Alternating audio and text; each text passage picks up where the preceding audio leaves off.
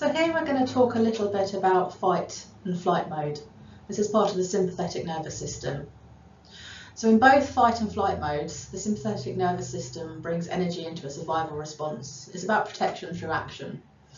So when we think about fight mode, we think about active aggression. So what might we notice?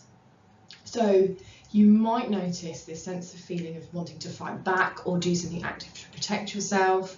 You might be feeling this way, or you might be acting this way. So you might be feeling like you want to punch things, you want to rip things, you might have a really tight jaw, you might want to stomp, feeling like you want to kick stuff, smash things around. You might be feeling quite nauseous, and you might feel like a bomb waiting to go off. You've got a lot of tension, a lot of pent-up energy sitting there if you're in this response. So now let's move on to flight mode. So this is about active escape.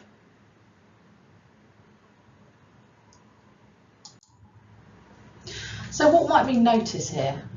So you might notice that you want to get away from the situation or avoid it. So you may be feeling very restless, you might be moving around a lot, you might be tapping, fidgety, you might be scanning and kind of looking for an escape route. You might have quite shallow breathing.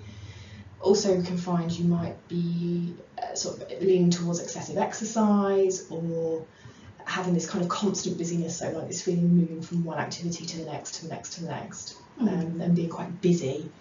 You might also notice just raised levels of anxiety and this kind of darting around in terms of your vision. So actually sometimes you can kind of like move from things very quickly. Again, sort of feeds into this like restless feeling that you can experience. Okay. So what might we notice in our bodies when we're in this mode?